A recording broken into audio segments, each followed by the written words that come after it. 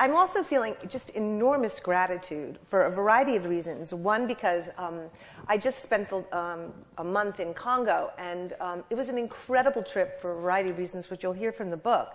One of which is that right before I left, I got the 4-year cancer-free mark. And I have to say that yes, I'm very happy to be alive. And I have to say, if you've had very, very bad cancer, which I've had stage 3/4 cancer, the idea that I'm alive at all is ridiculous. And I know that every day. It's like, oh my God, you're alive. This is crazy. And but then to spend a month in the Congo, where people don't even mention the word cancer, because there is no cure for it or response to it or treatment for it. And there's not even a CAT scan machine in all of Eastern Congo. When I go there and I think that I had the fortune to have insurance and to have had amazing doctors at the Mayo Clinic in Beth Israel who saved my life, it just feels like a fortune beyond fortune. And this trip was an amazing trip because my doctor at the Mayo and my 2 surgeons went with me to Eastern Congo, to Bukavu, to Panzi Hospital, and they worked side by side with Dr. Mukwege to do surgery on patients. And it was just kind of this mind-shattering experience to think that my surgeons were working on the women I love so dearly and saving their lives with Dr. Mukwege. And I just feel like kind of the coming together of so many worlds. And it's just wonderful to see Diane Rosenfeld and so many friends here who I've known for years. So what I want to do tonight is I want to talk about, read from In the Body of the World. And I want to say that I feel like I'm so happy that this conference is on health and who decides and women having a voice in the experience of their health. And one of the things I think I learned through the course of my sickness is not only how afraid I was sometimes to give voice to what I needed because I was so vulnerable. And we always get into that thing of not wanting to be too needy or not wanting to be too demanding as women and not wanting to voice. You have all that panic. And then on top of it, there were so many issues related to what was going on in my body and what was going on in my psyche and what was going on in my spirit and what was going on in my heart. And I think that's another whole subject to open up, like bringing all those worlds together. Because so much, I think, of healing has to do with the integration of those things. And I think for so long, medicine, the way it's structured in these patriarchal terms, has separated our bodies and our hearts and our minds from the healing process. And I feel very fortunate that I had people intervene on those areas during the course of my treatment, and I think it's a big reason I got better. This book was obviously the most personal and physical thing I've ever written in my life, and I feel like it kind of burned through me. I didn't actually take notes during my surgery and my infection and my chemo because I was busy surviving. And people say, were you writing it? I was like, no, I was not writing. I was throwing up and trying to, live. But a really amazing thing happened after it is like, it was this strange experience where I think there was the diagnosis, there was the treatment, and then there was the book. And the book was almost like right after the experience ended, the book had to tell itself through me so I understood what the experience was. And it literally captured me I write in Paris, and it kind of took me in Paris for months, and it just held me and burned through me and threw me down on the ground, and then it was finished. And I want to begin by reading you the introduction because I think it kind of says what the book's about and will launch you onto the journey of the book. The book is done in scans rather than chapters because I had many, many CAT scans. And I became quite obsessed with the CAT scan machine, which I was originally terrified, and then I became very drawn into because the CAT scans, as I'm sure as you all know, is kind of a miracle thing. It takes all these different pictures, which then makes them seem like one. And I think that's kind of how books or plays happen. You have all these fragmented images that are in the accumulation. Sometimes they actually make a story. So the book was done in scans, and I'm going to begin by reading this chapter, introduction called Divided. A mother's body against a child's body makes a place. It says, you are here. Without this body against your body, there is no place. I envy people who miss their mother. or miss a place or know something called home. The absence of a body against my body created a gap, a hole, a hunger. This hunger determined my life. I have been exiled from my body. I was ejected at a very young age and I got lost. I did not have a baby. I have been afraid of trees. I have felt the earth as my enemy. I did not live in the forest. I lived in the concrete city where I could not see the sky or sunset or stars. I moved at the pace of engines and it was faster than my own breath. I became a stranger to myself and to the rhythms of the earth. I aggrandized my alien identity and wore black and felt superior. My body was a burden. I saw it as something that unfortunately had to be maintained. I had little patience for its needs.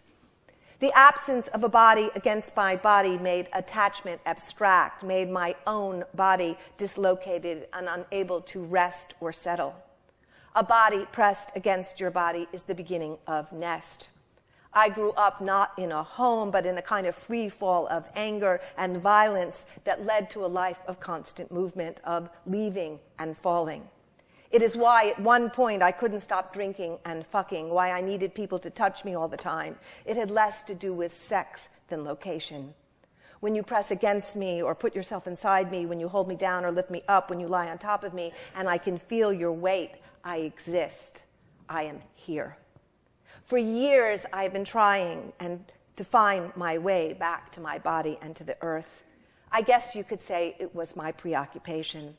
Although I have felt pleasure in both the earth and my body, it has been more as a visitor than as an inhabitant. I have tried various routes to get back: promiscuity, anorexia, performance art.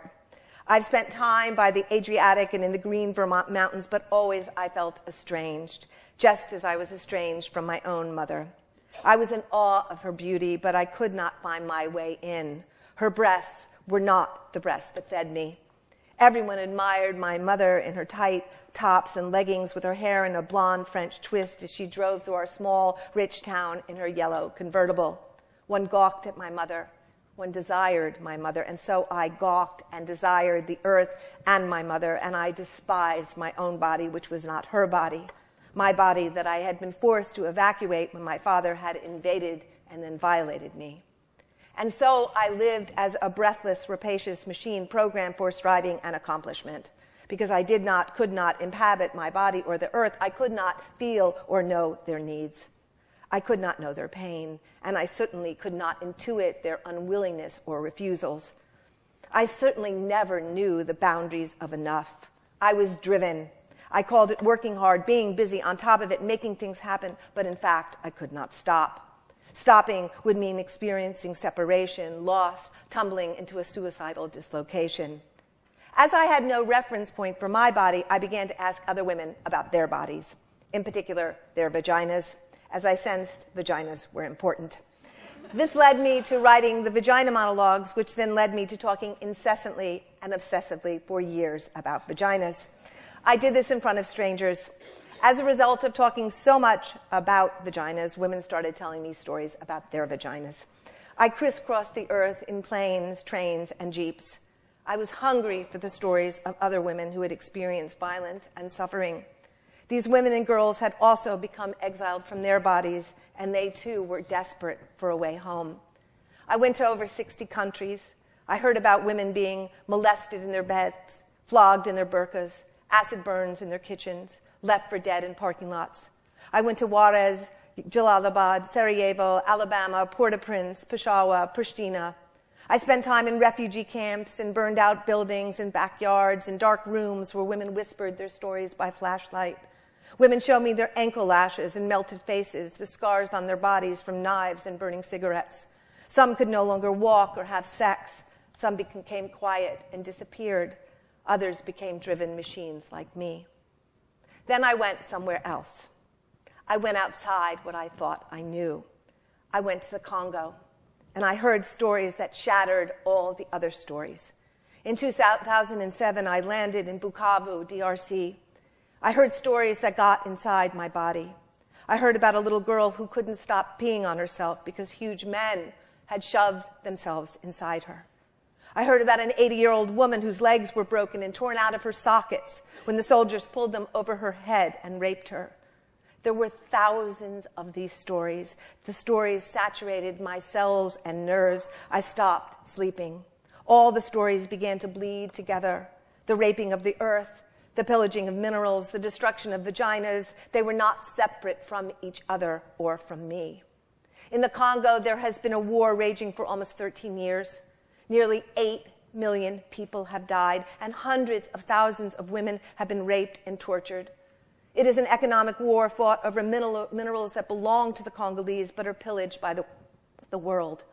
There are local and foreign militias from Rwanda, Burundi, Uganda. They enter villages and they murder. They rape wives in front of their husbands. They force husbands and sons to rape their daughters and sisters. They shame and destroy families and take over villages and the mines. The minerals are abundant in the Congo: tin, copper, coltan, which are used in our iPhones and PlayStations and computers. Of course, by the time I got to Congo, I had witnessed this epidemic of violence toward women that scoured the planet. But the Congo was where I witnessed the end of the body, the end of the world. Femicide, the systematic rape, torture, and destruction of women and girls, was being employed as a military corporate tactic to secure minerals. Thousands and thousands of women were not only exiled from their bodies, but their bodies and the functions and futures of their bodies were rendered obsolete. Wombs and vaginas permanently destroyed. The Congo and the individual stories of her women occupied and consumed me. Here I began to see the future, a monstrous vision of global disassociation and greed that not only allowed but encouraged the eradication of the female species in pursuit of minerals and wealth. But I found something else here as well. Inside these stories of unspeakable violence, inside the women of the Congo, was a determination and life force I had never witnessed.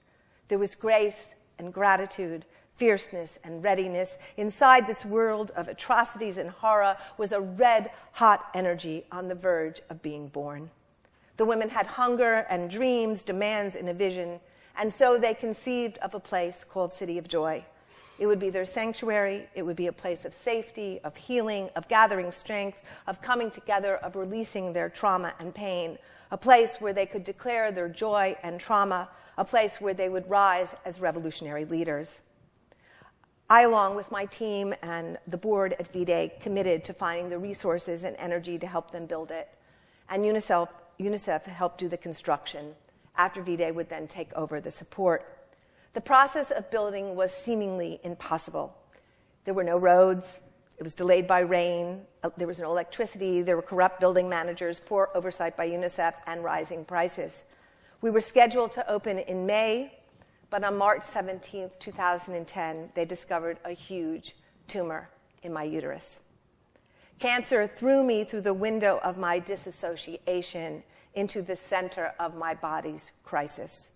The Congo threw me deep into the crisis of the world, and these two experiences merged as I faced the disease and what I was sure was the beginning of my end. So that's how it begins.